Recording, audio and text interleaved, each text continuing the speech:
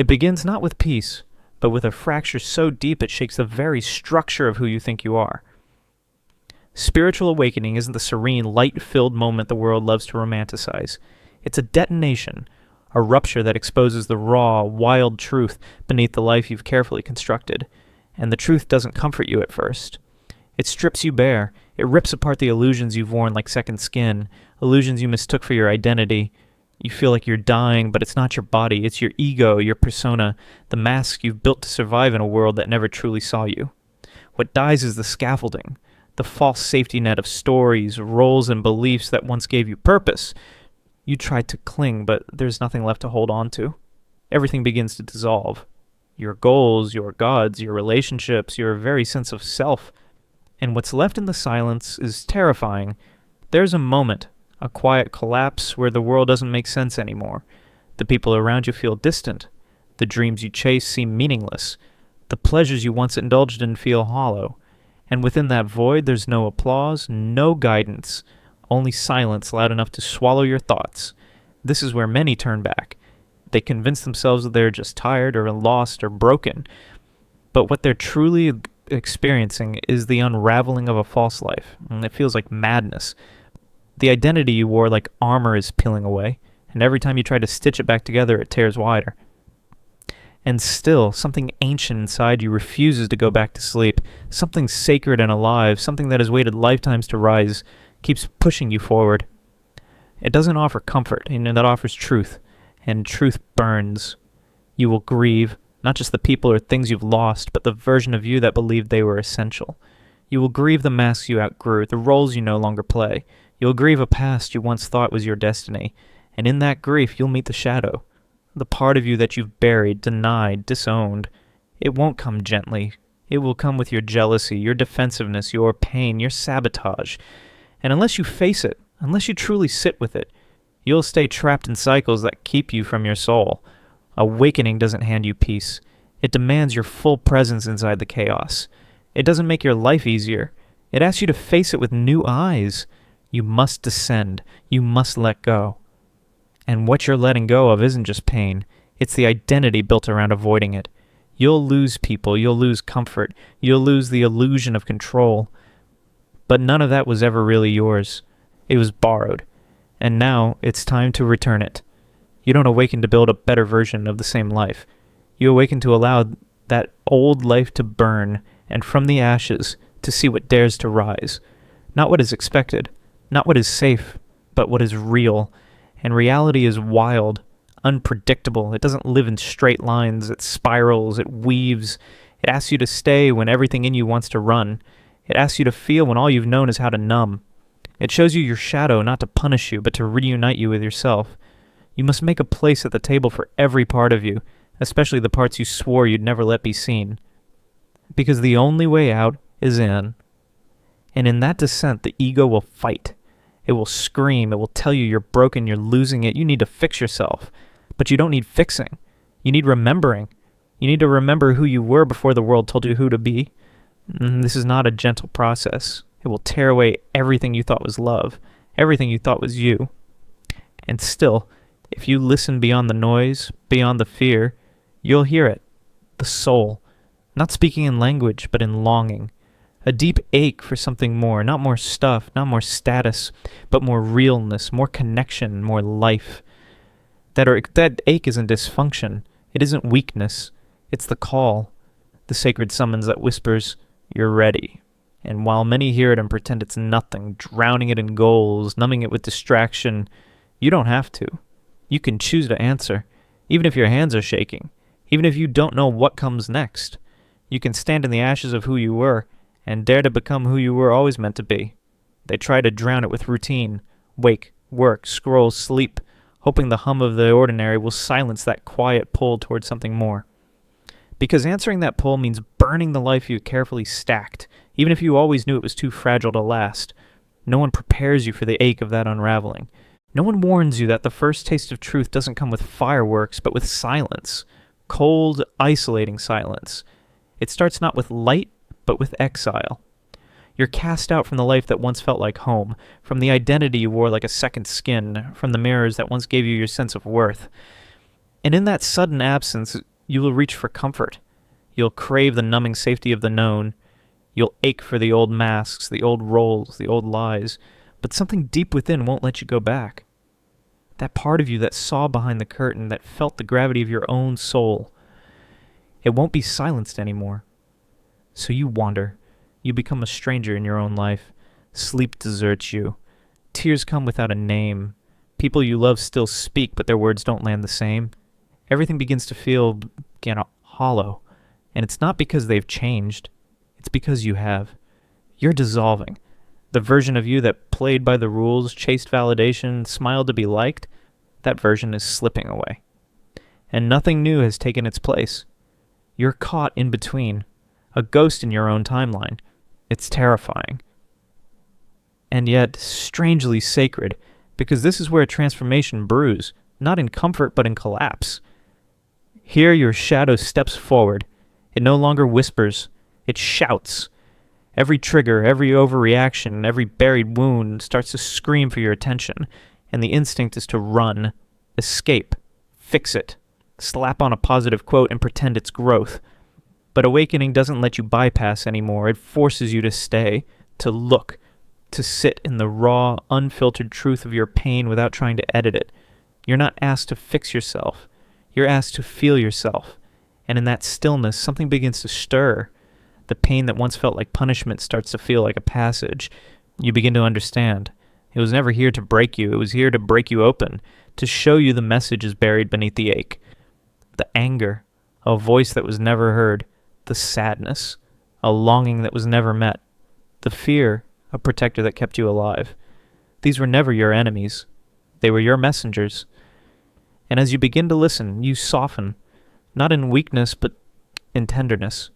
You start to feel compassion in places you once only felt shame, for the younger you who carried burdens in silence, for the version of you that wore perfection like armor, for the soul that begged to be seen in a world obsessed with surfaces. And something shifts. You stop performing. You stop chasing healing like a finish line. You stop needing to prove anything to anyone. You realize awakening isn't about fixing yourself. It's about finally telling the truth, about your scars and your strength, about your brilliance and your brokenness. You're not here to be perfect. You're here to be real. And somehow that rawness becomes your new foundation. Not arrogance, not certainty, but presence. You no longer need to shrink to belong. You no longer need to trade your authenticity for love, because now you know the safety you craved was always inside you, and you finally stopped abandoning yourself in the places you used to run from. That is the moment everything changes. Not because life gets easier, but because you stop hiding. You stop pretending you're fine. You start staying with yourself, with your feelings, with the unknown. And that is what most never do. Not because they're incapable, but because no one taught them how. But you're doing it. You're staying. And in that staying, you become something solid, something rooted, not flawless, but real, not untouchable, but unshakable. And then you begin to see the architecture of your old life was never yours. The dreams you chased were like inherited, not chosen. Shaped by fear, shaped by lineage, shaped by a culture that taught you to survive, not thrive. And survival asks you to dim, to fit, to trade your essence for approval. But you're not surviving anymore. You're awakening. And with that awakening comes a fierce, sacred rage, the kind that doesn't destroy, but resurrects. You rage against the roles you played, against the betrayals of self that felt necessary just to be loved. But now, that rage is your compass. It reminds you, you were never meant to live half asleep. You start to speak differently, not with volume, but with clarity. You say no without guilt. You say yes without justifying, and you stop apologizing for being whole. And people may not know what to do with this version of you, because they were used to the version that folded, that bent, that stayed quiet. But now you are a frequency they can't box in, a presence that awakens something just by standing in your truth. This isn't about aesthetics. It's not about how healing looks on the outside. It's about how it feels when no one's watching. It's in the tears you shed alone, the boundaries you finally hold, the grief you carry for the life you had to leave behind. Sometimes becoming means mourning the very things you built with love, because you built them from a self that no longer fits. Sometimes becoming means stepping into a void so wide and empty, It swallows your certainty whole. You lose the roles, you lose the labels, you lose the comfort, and you're left in silence. But that silence is not empty. It's waiting, it's listening, it's sacred. In that space, you don't yet know who you are. You feel ancient and brand new at the same time. Language feels too small, the future too vague. But that's okay, because this isn't a season for answers. It's a season for listening, listening to the voice beneath all the noise, the voice that was always yours, the voice that never lied. Let go of the grip you have and how it's all supposed to unfold. The timeline, the plan, the story you keep rewriting in your mind. It was never meant to hold the weight of your becoming. Let it fall apart. Let it take you with it. Let it carve you hollow so you can finally feel what's real. Not the mask you perfected, not the roles you perform for applause, but the breath underneath it all. The stillness that doesn't need a name or a reason. The raw pulse of being, untouched, unproven, undeniable. And in that space, you meet yourself. Not the polished version you've been trying to become, but the wild one underneath. The one who remembers why you came here before the noise taught you to forget. You stop searching for purpose as if it's something outside of you. You become it, in how you hold yourself, and how you speak truth when silence would be easier, and how you remain open when the world tells you to shut down. And meaning is no longer a ladder to climb. It's a way you move through life, a way you love, a way you stay rooted when everything in you wants to run. You stop begging the world to give you answers. You start trusting the rhythm of your own soul, because this part, this quiet, soul-deep shift, can't be taught. No one can hand it to you. You have to live it, bleed through it, die to all that's false and rise in all that's true. It doesn't happen in a single moment. It's not fireworks. It's not a mountaintop victory. It's subtle, slow, and steady. Your life doesn't explode. It deepens, and the noise fades. You no longer feel the urge to explain yourself to people who never listened. You no longer trade your truth for approval. You no longer shrink your intuition to fit someone else's map. You stop chasing love like it's a finish line. You realize you are it. You always were.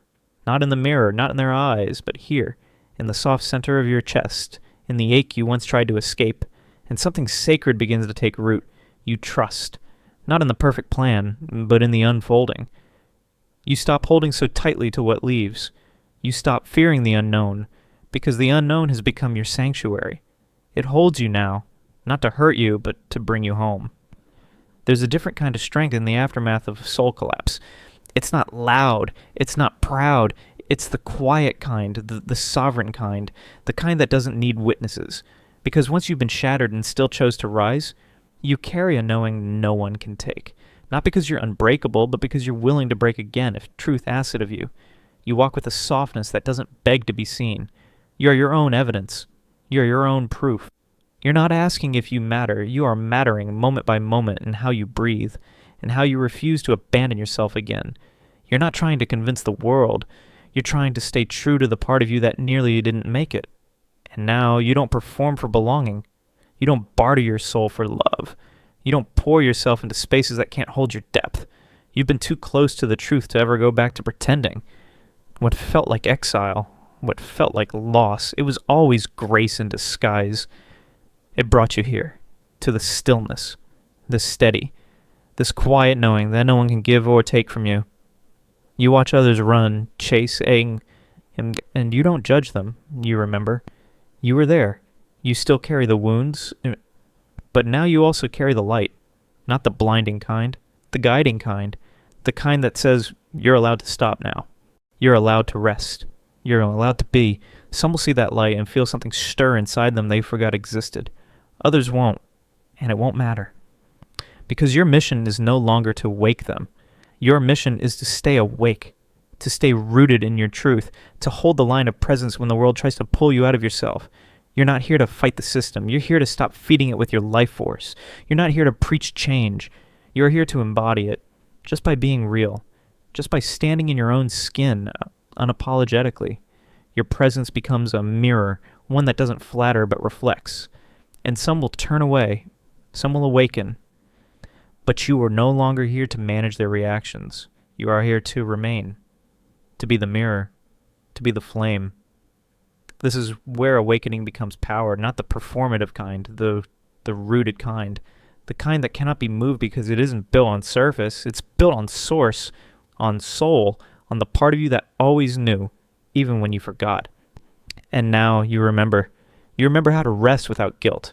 You remember how to feel without shame. You remember how to speak without shrinking, how to walk without explaining. You no longer ask, who should I be? You simply whisper, I already am. Not perfect, not polished, but whole. The beautiful, broken, sacred mess of you finally allowed to exist. You don't need to escape being human anymore. You're here to embody it fully, fiercely, gently. This is why you made it through. Not because you figured it all out, not because you conquered the path, but because you stayed when it was easier to leave. You stayed in the fire, and that staying became your becoming, not someone new, someone true. And now you carry something deeper, not words, not answers, a frequency, a presence, a quiet remembering. And you walk not to seek the next awakening, but as the awakened, not because you reached the peak, but because you stopped turning away. You turned inward, you turned toward, and what you found was home. So now walk, not to prove, not to strive, but to radiate, to exist as a quiet revolution, the kind that doesn't shout but burns,